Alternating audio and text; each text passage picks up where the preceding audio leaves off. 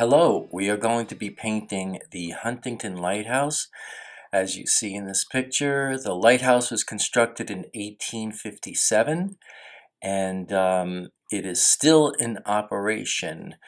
I fish around there and the beacon is still working, and it's a great place to fish, and it's a great structure to paint. There's some beautiful sunrises. Maybe I'll do one with that motif in mind. Okay, so here we go. I did have to slide the sailboat in a little bit to the right of the picture. This was just a quick sketch indicating some of the architecture.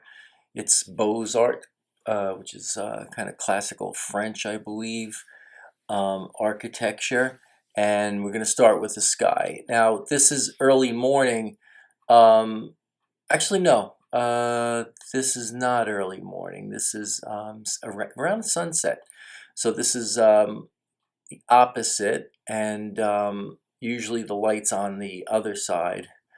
But here, I'm using a ultramarine blue and cerulean blue for the sky, mixing it with yellow ochre. Okay, a lot of people ask me, how did I get it to not turn green? Well, cobalt or cerulean blue, both of those blues are very warm. You may have a problem with ultramarine blue and yellow, but the yellow that I'm using, yellow ochre, is not so chromatic, so it actually kind of sets aside from the blues, so it doesn't really mix too harshly. If it was cadmium yellow, definitely cadmium yellow is very very chromatic, so you probably would want to stay away from that yellow. It would be too harsh anyway for the painting. You just want a blush of the of that yellow, and there we have it. So yeah, so now I'm going to start painting the trees in the distance, work from back to front, and I just paint over pretty much everything. I don't really take my time. I do, wherever there's shapes in the foreground that might be a little lighter, I will paint around. And there I use the cerulean blue with a little bit of the sap green, just to make sure that the trees remain green, but still had that look that they were further in the distance and blued down a little bit more. When you add that blue to the wash and keep the wash a little lighter, you get that illusion of distance, right? So here what I'm doing is I'm actually picking up a little bit of the paint just to give myself a little more atmosphere, right? It doesn't look like it was all painted as one big block, right? You want to try to give some variation in the wash, right? That's going to give you the illusion. You could use your fingers. I mean, anything that gives it texture. Sometimes I'll just tap something, or I'll use the brush, or whatever means necessary, or just drop in like I'm doing now, just little embellishments, right? Just to make it so that that tree line is not so, it's not so flat, and just adding a little bit more dark as I go. That wash is not wet into wet, but it's wet in that shape. All right, so you can do whatever you want as long as that still remains wet. You can continue to go into it. Now I'm drying it so I can paint the boats. I can start painting the things in the midground, like the boat. So I wanted to try to get the hull is white, but it's also in shadow. So, and just leaving a few little tips of the light. As you can see, there's a little bit of light on the bow and also where the cabin would be. Now another thing too, like you see how like I drew the mast in, but I think I had a drawing underneath. If you can, try not to put the mast in. As far as I should say, don't draw the mast in. Just paint it, okay? Because sometimes if you don't hit it just right, you'll see the mast pencil line and then the mast itself. So you probably want to keep that a little cleaner. So I know it's hard because you want it, you want to have everything established and mapped out, but if you can, try to hold back or just paint it very, very light, so it won't really interfere with the wash or the paint that you put down. Now here I'm just starting with that little roof lines. They had just painted that. I think that was around last Christmas, and now I'm painting the light side. I'm trying to get the warmth. Actually, you know what? This is the sunrise. I just realized I'm looking at it from the back. So this is sunrise, not sunset. Uh, it's actually we're basically facing east, southeast view of this, and it's right in the harbor. That's why boats have to go by relatively slow. There's a no wake zone around here just to protect the lighthouse. Um, and so here we go. So we're adding a little more depth, a little bit more texture in the shadow shapes. Now I really want to play up that warmth on the building, so I'm going back and I'm adding more and more. Now, yes, that the area now where the those rocks are. Notice I'm just painting it as one big shape. I'm not really trying to get little rocks or anything. It's a mass. And in watercolor, what you need to do is you need to look at masses. You need to have your masses relate to one another. And this is a good way that you can do that. And by just adding a little bit, and here we go. I'm trying to get a little texture, so I just wadded up my paper towel and I started to dab that surface. Okay, and now I'm just painting in. I noticed the shadows are a little cooler, so I'm adding basically the same watercolor that I created the water, which was like a cerulean blue and a little ultramarine blue. Um, and adding that in. You won't see it until it's dry, and I think I go back over it again. I want to really try to get that cool shadow so that the warms look warmer, and there'll probably be more washes. Okay, so and here we go. Speaking of the new washes, and yes, this looks gray, but you'll see that it is actually a cool gray, but but that gray was made with ultramarine blue, and a little of the burnt umber just to kind of neutralize it so it's not too blue. You still want it to have that same feeling of stone, right? So it still has to relate to the warm side too. Um, Now the reason why I keep going back on this structure is because it's faceted. You have that structure that protrudes out, then you have that wall, and the that kind of widow's peak up there. So there's a lot of things happening in this. So it's a little complex shape. And what they do actually, they have right up where you see um, that little kind of balcony thing. They do have concerts there, usually around Labor Day. And there's millions of boats around. It's a fun time. And they have live music playing up there. So here we go. So we're adding some of the windows, some little shapes. Now you can if you wanted to get a little bit more detailed, you can. Just try to make your detail just, instead of illustrate, make it like impression, right?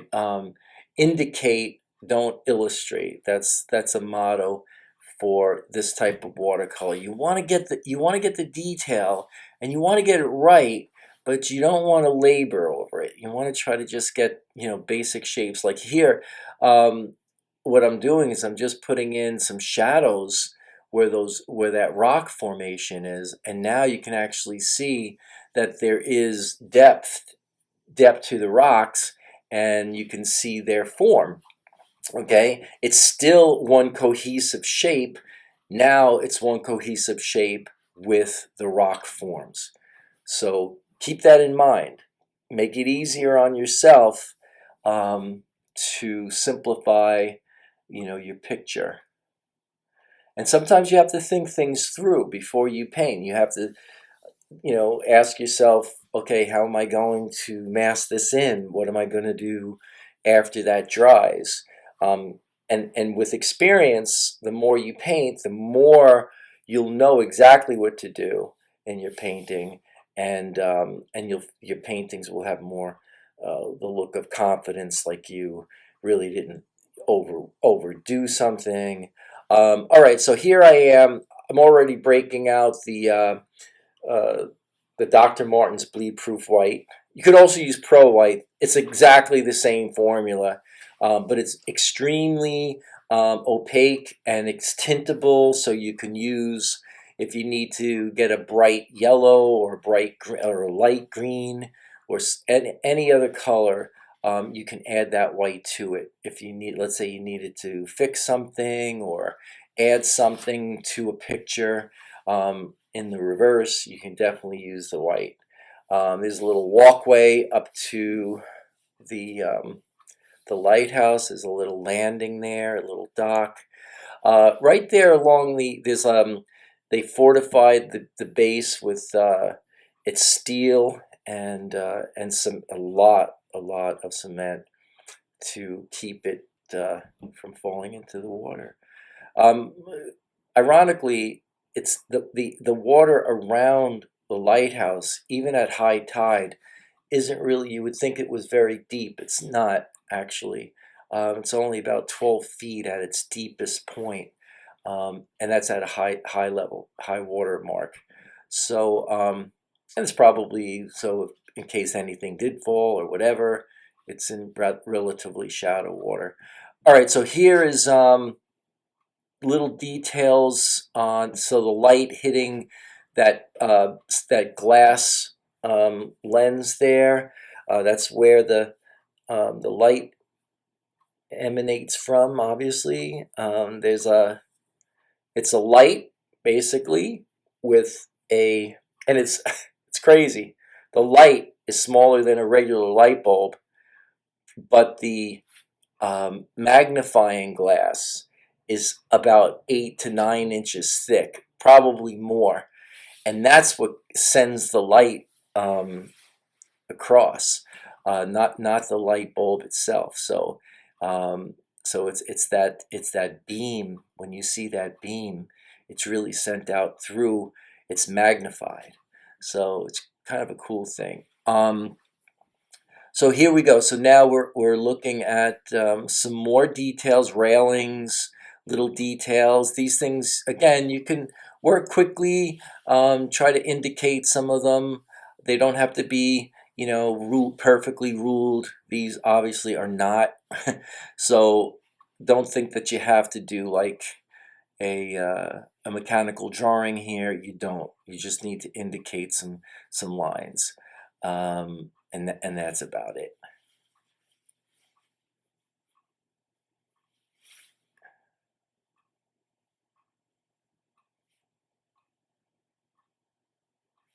Now I did a little, as you can see, right around the rocks, I did a little dry brushing to kind of indicate that there was a little, ripples in the water, little waves.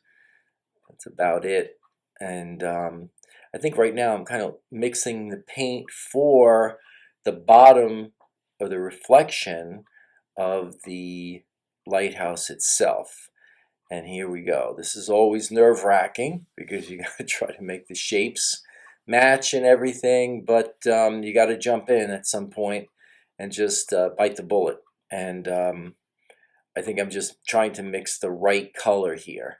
So that color happens to be the color of the front, okay, which is more of a warmer tone.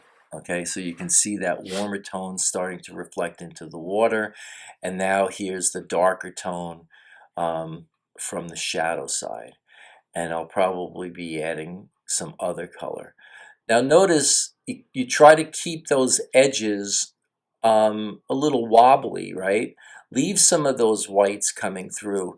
You know, those are indicating waves. So if you don't want to just come away with something that's so perfect, or else it's really not going to look like the thing that it's reflecting. Now here I'm just adding some color into the shadow just for interest. And we can see that it's starting to look, it's kind of coming together. I'm accenting where the rocks are, because the rocks are also reflecting into the water. So we have that, and I wanted to have that look like it was just bleeding into itself, which it is. And you can see now it's almost like grounding. And as we come to the foreground, you can see that those squiggle marks, right? There's just simply marks, right? There's no, I didn't go crazy trying to find and rule out or paint the perfect wave. I just painted a line to suggest.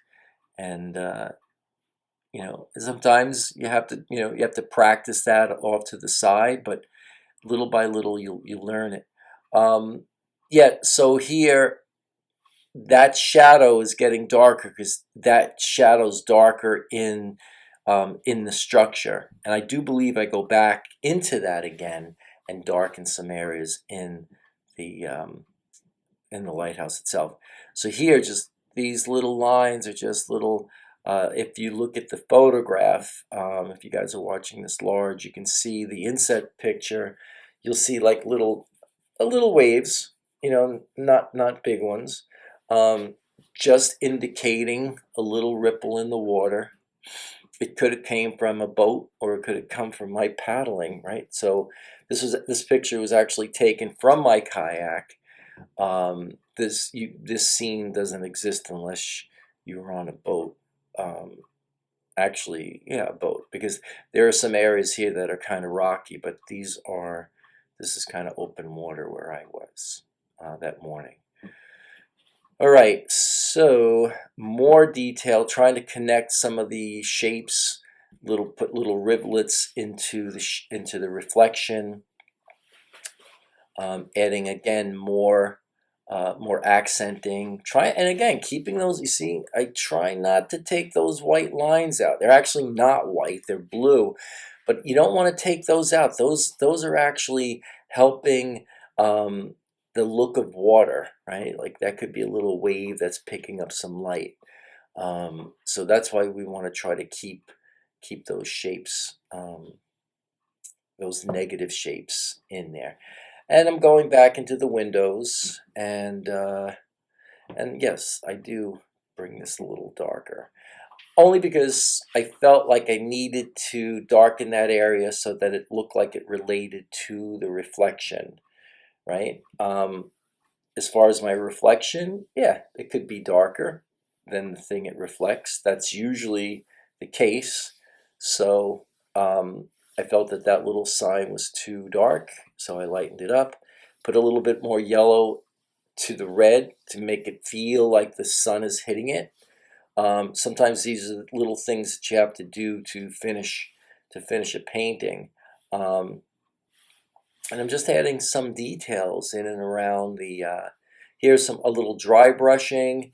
Of course, this is a lighthouse. It's gonna be very weathered, and I want to try to indicate some of those weathered stones or cement on the base. And there we go. So a little bit of reflection there. Some more reflections around the rocks. So I'm just finding areas that just need a little extra definition or accenting. And there's a lot of little things, like when you're looking into the water, you'll see these little bubbles or just these little things, and that's what I'm painting here now. I'm trying to find places to just put little, just little things that pick up the light. These are little details that help make the painting look a little interesting. And